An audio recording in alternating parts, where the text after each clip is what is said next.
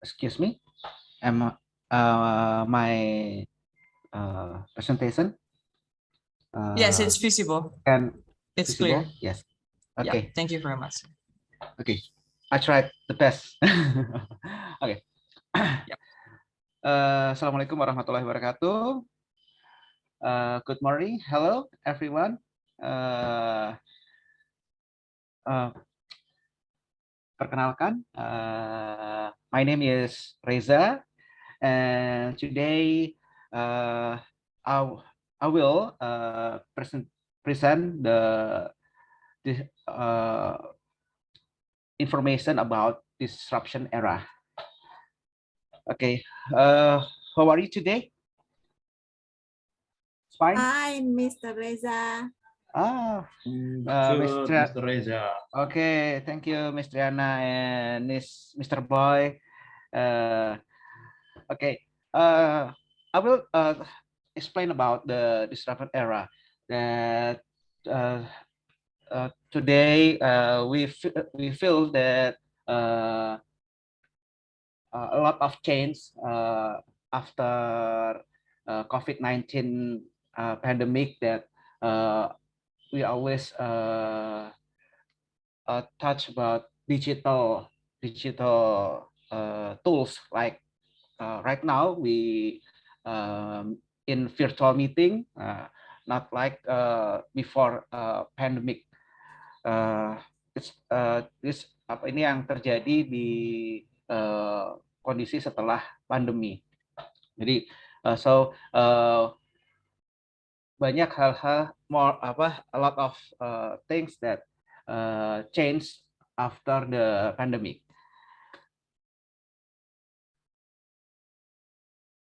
Nah, most of people bring always bring the past to the present, like mindset that dulu pekerjaan saya seperti harus bertemu secara fisik. But right now we don't have to meet physically, but we can meet like now from the virtual, like use Zoom meeting. And then but some people bring the future to the present, like this stuff, yeah. 15 years ago, we teach, we give the presentation, we use the OHP, but right now we don't need the OHP. And then 10 years or 15 years ago, we use the camera with negative film, yeah, but we don't have to that camera. What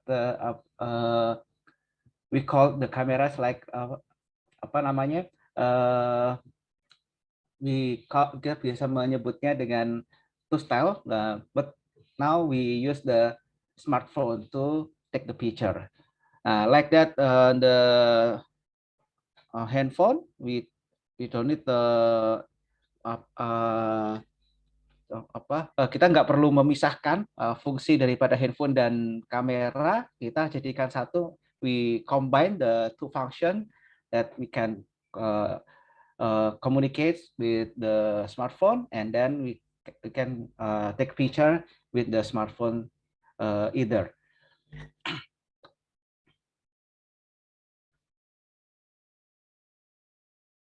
Nah, the history of the digital disruptions, the first disruption start from in 1976, from the invention of ENIAC. Maybe the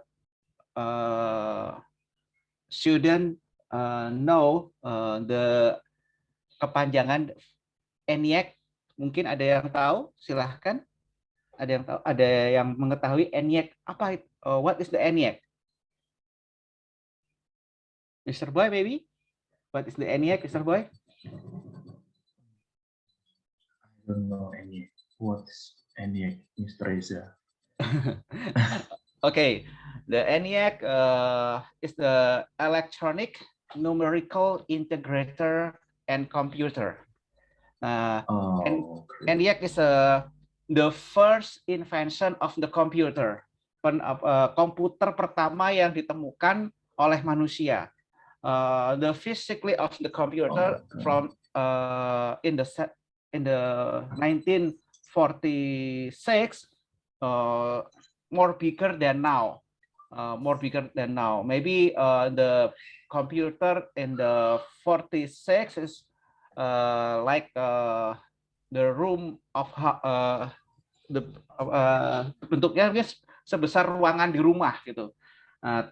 But now we can use the computer like laptop and like a PC. And then next, the invention of ARPANET. Maybe we know that internet yang kita gunakan sekarang, we use today, itu bermula dari project ARPANET. Nah, ARPANET is like digunakan oleh by military, US military to communicate from dari negara satu ke negara lain secara rahasia in the 1966. And then in the first peak, we called the .com bubble in the 19. Kita tahu that in America in the 90, yeah, a lot of company, information company seperti berita itu CNN, and then Fox News, and then media massa, perusahaan media massa zaman dahulu itu mereka punya .com. Nah, mereka nggak, they don't have to mencetak koran, ya, print the paper. They don't have to print the magazine. We don't have to have to television. Nah, as long they connect the internet, they can make the media information from the internet. Nah, they call that .com bubble in the America. That di tahun 90 banyak sekali perusahaan-perusahaan media berbasis internet. As long as they can make news in the internet, mereka bisa ngebuat perusahaan berbasis media berbasis internet. And then second peak in Indonesia happened in 2020, yeah. The first in the pandemic COVID-19, kita tahu Gojek, and then Grab, and HelloDog, and then some digital company tumbuh subur di Indonesia karena COVID-19 ini menjadi akselerator dari pertumbuhan digital bisnis, karena because warga negara Indonesia tidak diperbolehkan untuk bertemu secara physically, ya, lockdown dan PPKM. Nah, itu sehingga push the digital disruption, push the people make the digital disruption. Dan after .com bubble in the America, we have a legacy from the 90s that we have 2 billion website. Jadi semenjak bubble.com di Amerika itu internet itu memiliki 2 miliar website ya, bermacam-macam. Ada perusahaan yang bergerak di bidang media yang masih bertahan, kemudian perusahaan di bidang manufaktur dan sebagainya. They use website to communicate their company. And then in 1998 ya, berdiri perusahaan yang bernama Alphabet ya, dengan produknya yaitu Google ya, search engine, and then YouTube, and then they make Android. That Android digunakan untuk berbagai basis operating system smartphone. And then in 2004 we use the Facebook, the Instagram, WhatsApp, that itu dinamakan sebagai social media ya, yang mana tahun 2020 they called that Meta company ya. And then 2003 WordPress ya. WordPress merupakan alat yang digunakan oleh orang-orang dalam membuat website ya. Berdasarkan survei 40 website make with WordPress ya. Dan ini adalah legacy from the dot-com bubble. So nah, this survey in America ya, World Wide Web Project from the 1991 itu merupakan basis pertama internet digunakan secara masif ya. Kemudian berdiri Yahoo, Google, Facebook, YouTube. Nah, sampai until 2021 internet itu sudah memiliki banyak website ya, mencapai 2 miliar alamat website ya, seperti like www.trunojoyo.ac.id like that ya.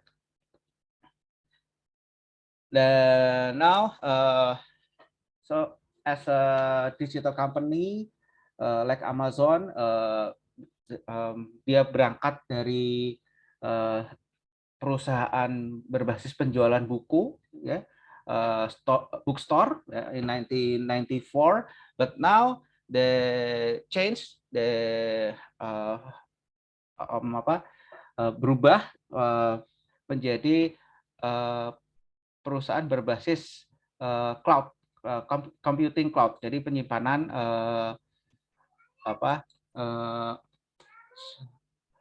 penyimpanan berbasis cloud. Jadi apabila suatu organisasi atau orang yang tidak mempunyai server, tidak mempunyai hard disk ya, dia bisa menggunakan fasilitas melalui AWS ya. AWS itu Amazon Web Services. And PayPal ya, PayPal dahulu waktu pertama penciptaan itu sebagai alat pembayaran ya, payment gateway. And now PayPal berubah menjadi tidak hanya sekedar payment gateway, tapi dia berubah menjadi fintech ya, financial technology and payment. And then Microsoft ya, in 90s we know that they produce the computer chip, and then they change to the Azure. Azure itu same with Amazon. Azure they provide the cloud computing, yes. Then Alibaba, Tencent, we now more subur perusahaan-perusahaan yang berbasis dengan digital. Nah, tantangannya untuk startup bubble di Indonesia pun juga sekarang kita sudah bermunculan ya, seperti contohnya marketplace like Tokopedia, Bukalapak, and then Shopee, yeah, and then ride sharing, Gojek, Grab, and beberapa minggu ke depan kita akan kedatangan lagi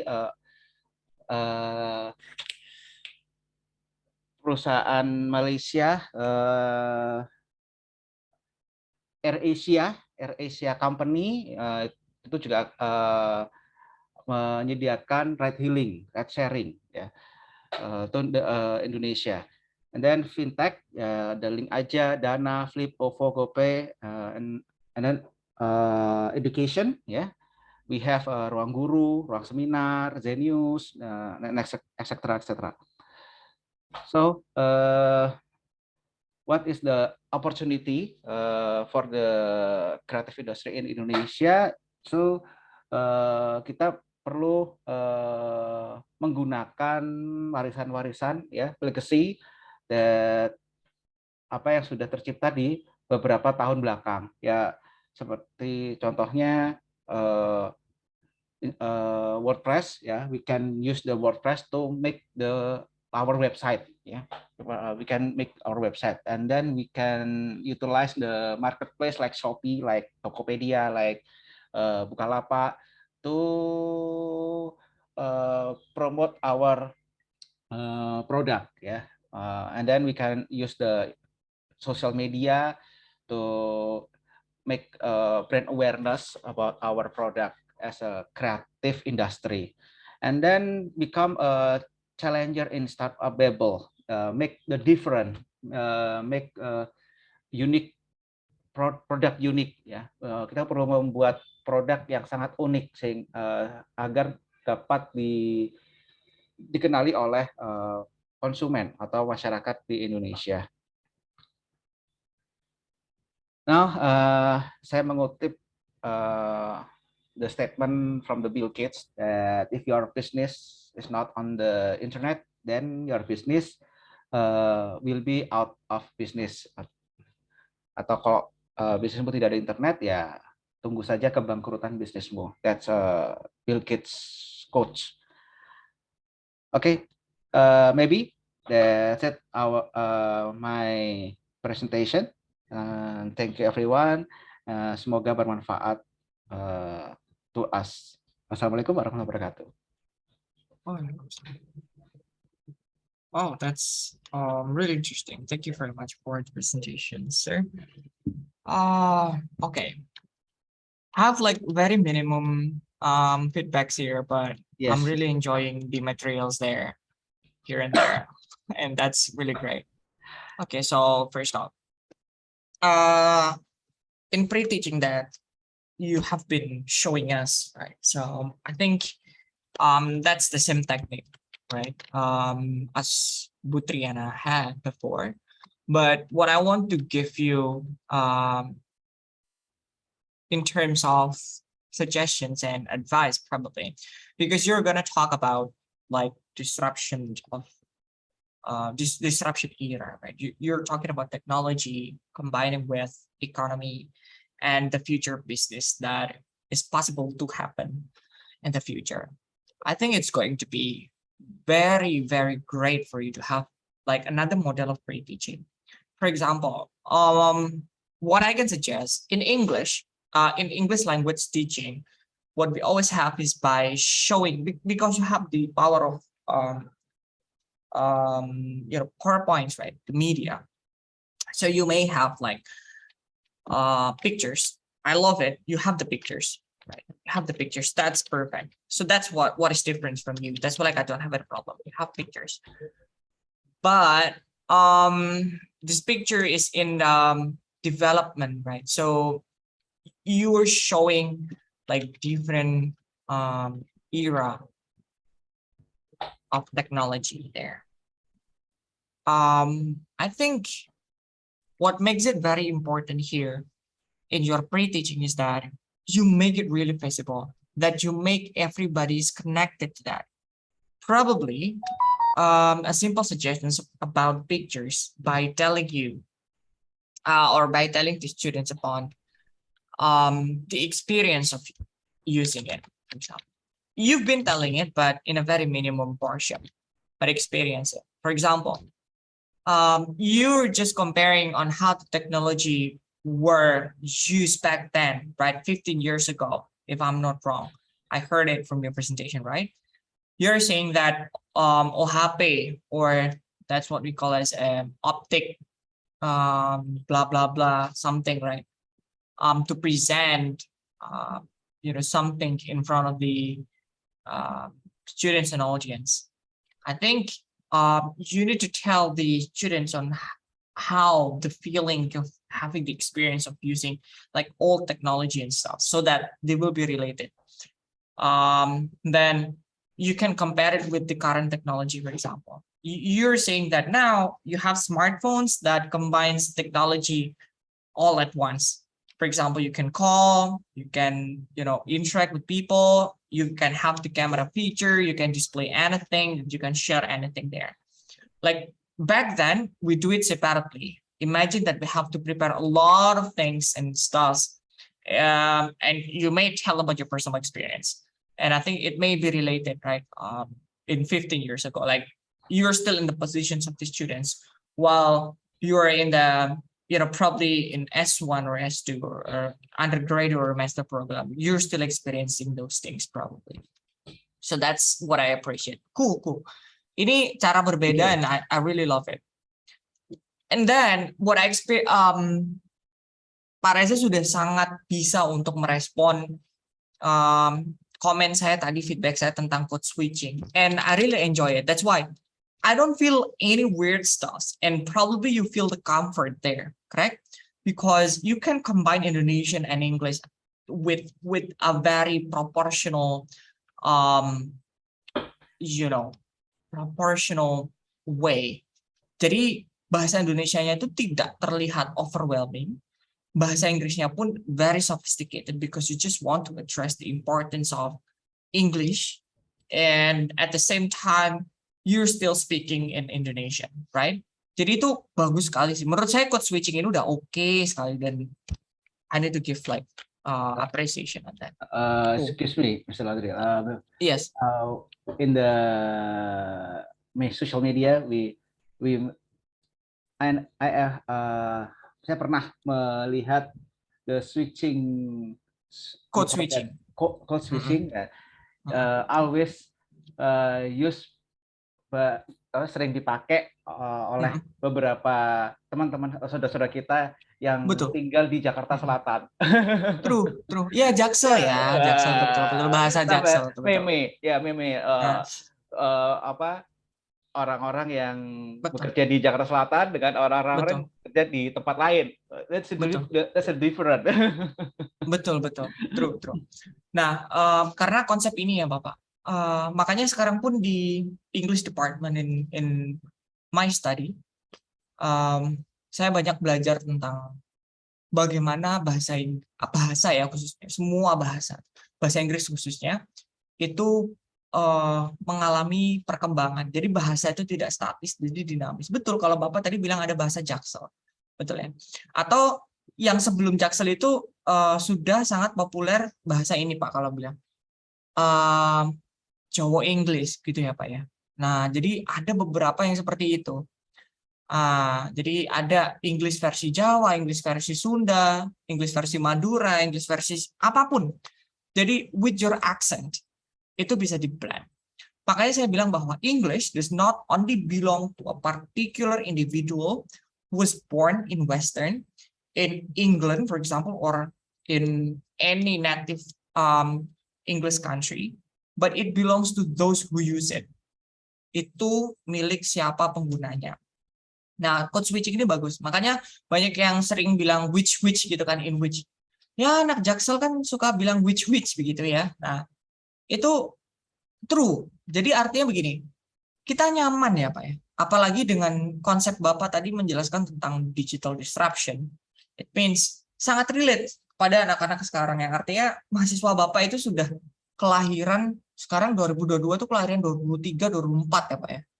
Nah, itu semuanya udah nggak relate kalau kita zaman 80-an begitu ya Pak ya. Kalau kita ngomong hal-hal yang sangat formal. That's why I think we need a good combinations in the language. True, betul Pak. Code switching. Post teachingnya saya no problem, no issue. That's really great.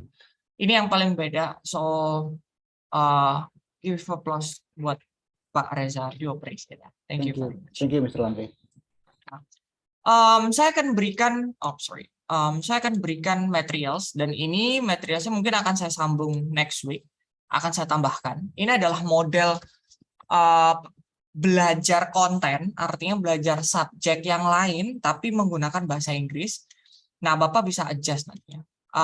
Sebenarnya bilingual class kalau banyak yang dulu mengasosiasikan bahwa bilingual class itu punyanya bahasa Inggris ya Pak ya. Enggak. Bilingual class bukan milik bahasa Inggris.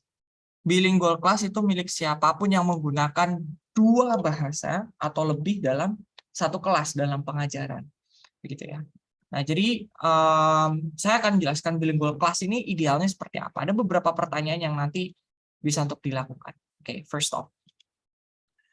Ini yang paling penting. Bilingual class itu sebenarnya apa?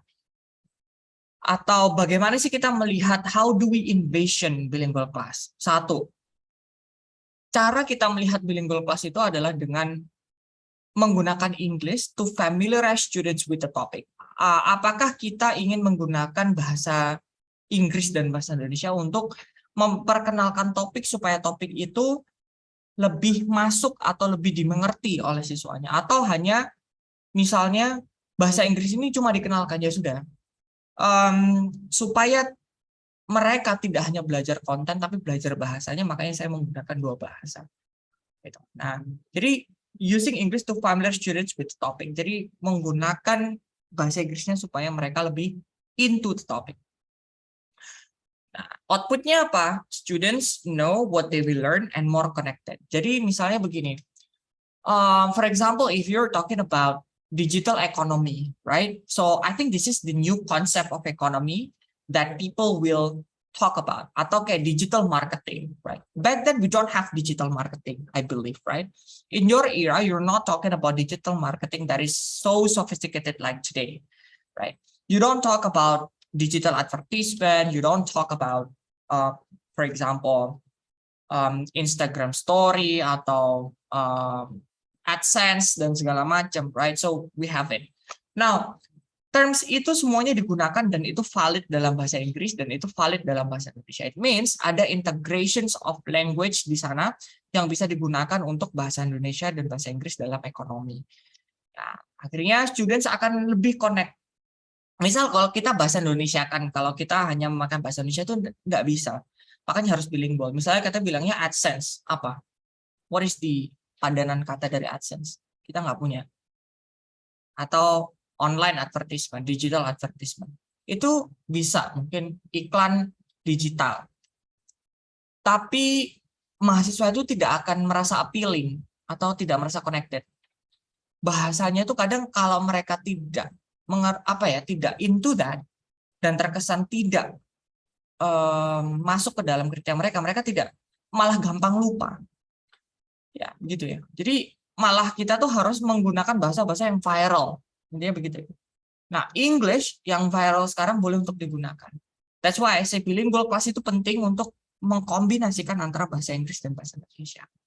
Dua, bisa using English to interact and communicate with students in the class. Jadi tidak hanya untuk memperkenalkan topik yang up to date yang sudah menggunakan bahasa-bahasa Inggris, campur ya, tidak hanya bahasa Inggris bahasa Indonesia, campur. Tapi juga digunakan untuk interaksi. Misal outputnya nanti semuanya bisa punya meaningful communication and stuff. And lastly, using English as a source of knowledge. Jadi bahasa Inggrisnya itu memang digunakan sebagai resources and references in and of itself. Jadi misalnya kita nanti akan mengakses buku atau sumber-sumber yang memang bahasa Inggris. So that's what we call as using English as a source of knowledge in and of itself, right? Jadi ini bilingual class. Ini adalah konsep bilingual class yang baru, di mana kalau dulu kita bilingual class itu apa? Artinya kita hanya belajar bahasa itu sendiri ya, Bapak Ibu ya. Kalau kita dulu zaman sekolah dulu ya, pasti kalau waduh ini pinter ini bilingual class. Pinternya hanya sebatas bahasa itu sendiri, artinya bisa menerapkan dua bahasa, tapi belum tentu kalau untuk mata pelajaran tertentu juga pinter, sama-sama pinter, maksudnya begitu ya. Sama-sama kompeten. Nah, Di situ kita bisa tahu Bapak Ibu bahwa bilingual class now itu does not belong to language ya. Tapi ini berhubungan dengan kelas apapun yang menggunakan bahasa lebih dari satu ini. Boleh bahasa apapun, tapi konteks kita yang kita bicarakan adalah bahasa Inggris dan bahasa Indonesia. Nah, ini yang tadi saya bilang bahwa definition of bilingual class adalah education that refers to the teaching of academic context. Nah, makanya teaching of academic context. Academic konteksnya itu atau academic content ya, itu macam-macam, bisa ekonomi, bisa apapun. In two languages, ada native, ada second language. Nah, contohnya seperti apa? Jadi instructor akan menggunakan native dan target language. Target language itu adalah bahasa yang asingnya. Begitu ya. Tujuannya adalah bilingual learning not only have students master and apply both languages. Nah ini, kalau dulu apply both languages saja, but also enhances their understanding of each culture. And the goal is for our students to be immersed in intercultural communication, where the second language is the medium and means of teaching and learning as opposed to simply the subject of the study. Nah, jadi cuma sebagai media sekarang kalau bilingual class, bukan sebagai pembelajarannya. Kalau dulu kan pembelajarannya ya dibuat sebagai subjek sendiri bilingual itu, tapi kalau sekarang tidak. Ya, that's the thing. Nah, ini tipe 1 Bapak Ibu. Saya tidak tahu kondisi dari kelas Bapak Ibu. I don't know the condition of your class. That is to say, saya tidak tahu kalau di kelas Bapak Ibu ini apakah ada kelas internasionalnya atau bagaimana, mungkin gitu. Saya bisa diberikan gambaran tentang bagaimana kelas bahasa Inggrisnya atau tujuan kelas bahasa Inggrisnya ini. Atau mungkin ada memang tujuan khusus international class set by the university, for example. Ada program begitu? Tidak ada ya? Nah, jadi immersion itu begini Bapak Ibu. Sering kali kalau kita biasanya ada international accreditation and stuff misalnya, kan ditanya internationalizations of program atau course itu sejauh apa? Firstly, mereka akan bilang bahwa ada immersion program. Artinya begini, immersion itu adalah bahasa asing ya yang digunakan oleh teachers and students ya dalam satu kelas. Artinya begini. Jadi misal kelas ini bahasa native Indonesian semua. Tapi semuanya dipaksa untuk menggunakan bahasa Inggris. That's what we call as immersion. Ya, jadi tidak ada kompensasi tentang bahasa natifnya. That's what we call as immersion. Nah, apakah seperti ini modelnya? This is hard. Karena biasanya contohnya ini, when there are two different students in a class. Misal, kalau semuanya bahasa Indonesia dipaksa bahasa Inggris itu pun juga immersion. Tapi ada konteks misalnya ada mahasiswa luar negeri begitu ya. Ada mahasiswa bahasa dari Indonesia dan dari luar yang hanya bisa Inggris misalnya. Nah, tapi bahasa yang kita gunakan tuh hanya bahasa Inggris untuk menunjang kelas internasional. So we discredit the native speakers di situ. Akhirnya Indonesian speakers-nya harus immerse. Immerse itu artinya mengikuti ke bahasa asingnya. Nah, ini immersion program. Banyak pros and cons-nya. Menurut saya malah banyak kontranya. Kontranya adalah students akhirnya struggle untuk mengerti language-nya. Akhirnya justru banyak constraint, mereka tidak suka program tersebut, malah tidak paham dengan mata kuliahnya misalnya. Nah, jadi emotionally ini justru akan jelek misalnya kalau apply full English. That's why we need to understand kelas kita tuh karakteristiknya bagaimana. Kalau memang misalnya Bapak Ibu ya, ini tidak selamanya jelek.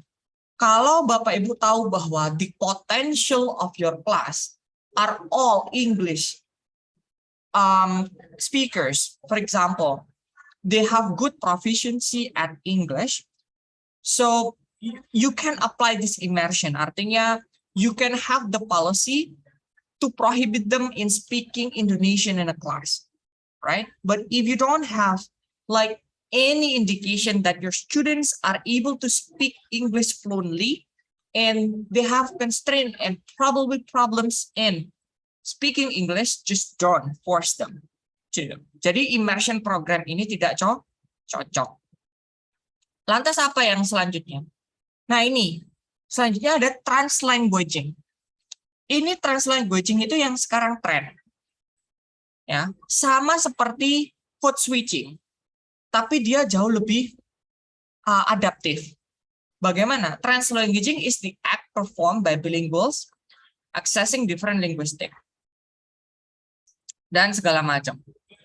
Translanguaging ini sama seperti code switching, artinya kita mencampur dua bahasa dalam satu waktu. Ya. Tapi bedanya apa antara translanguaging dengan code switching, begitu ya? Kalau translanguaging itu konteksnya begini, ada dua, misalnya siswa duduk bersama, yaitu working intently on a handout. They have different first language, but share some knowledge of the words and phrases of each other languages. So they are moving in and out English to get their message across. Jadi mereka itu, misalnya saya bahasa Indonesia dan bahasa Inggris, gitu ya. Nah sama konteksnya dengan yang ini. Another two students sitting together. Both of them are Indonesian speakers, but are very strong in English. Jadi mereka akan menggunakan bahasa Indonesia dan bahasa Inggris secara bersamaan. Indonesia dan Inggris bersamaan. That's what we call translanguaging. Bedanya dengan code switching itu begini. Kalau code switching, Bapak Ibu nanti hanya akan mengubah bahasa itu ketika di kondisi-kondisi sulit saja.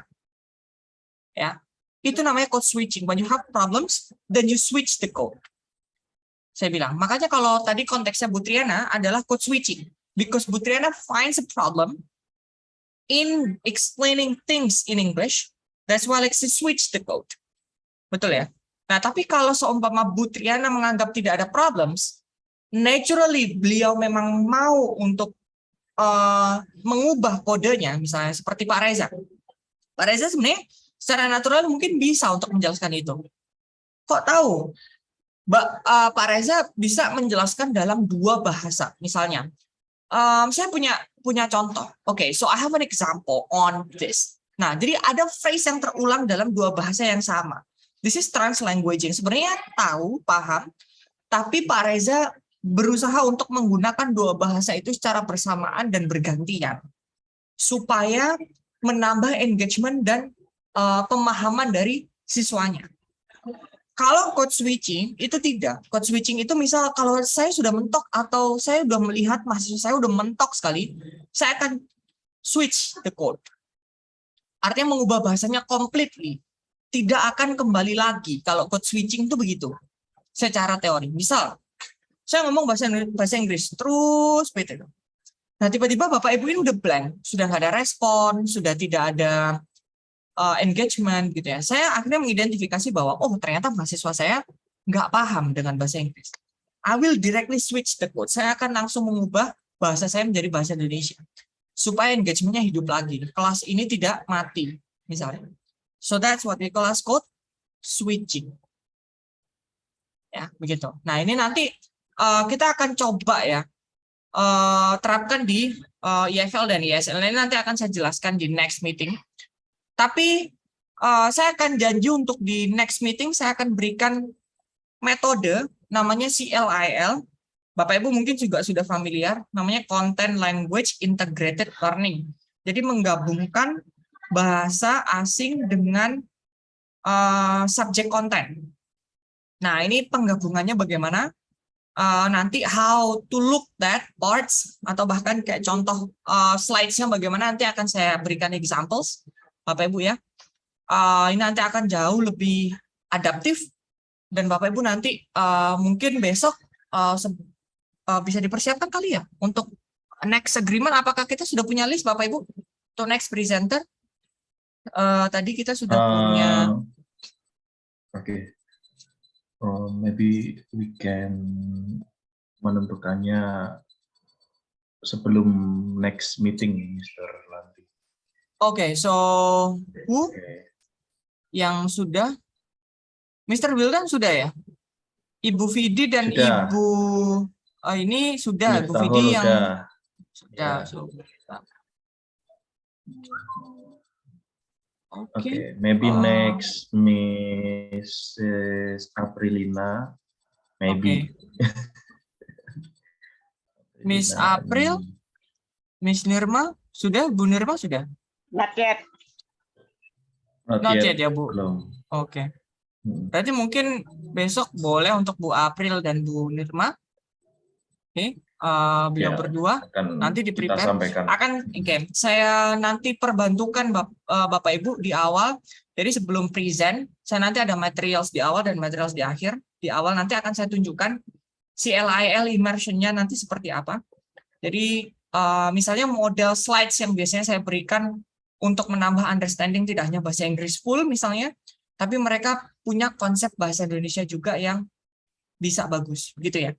Nah, jadi bagaimana nanti modelnya, kita akan lihat CLL-nya di next meeting. Jadi akan saya catat untuk Bu April dan Bu Nirma ya. Gitu. Baik, saya rasa untuk hari ini cukup, Bapak Ibu. Ada pertanyaan mungkin yang bisa disampaikan atau nanti bisa dicatat. Saya akan tetap upload ini ya untuk semua materialsnya, Bapak Ibu. Oke. Terima kasih Bapak Ibu telah mengikuti kelas hari ini. Sangat menarik dan kita belajar banyak tentang bagaimana menggunakan bahasa, artinya ke kelas Bapak Ibu ya nanti secara proporsional. Oke, kita akan berlatih di second meeting bersama saya hari Rabu ya. Tidak ada halangan. Saya rasa cukup Bapak Ibu. Kita akhiri kelas pada pagi sampai siang hari ini. Terima kasih. Selamat siang Bapak Ibu. Saya mohon undur diri.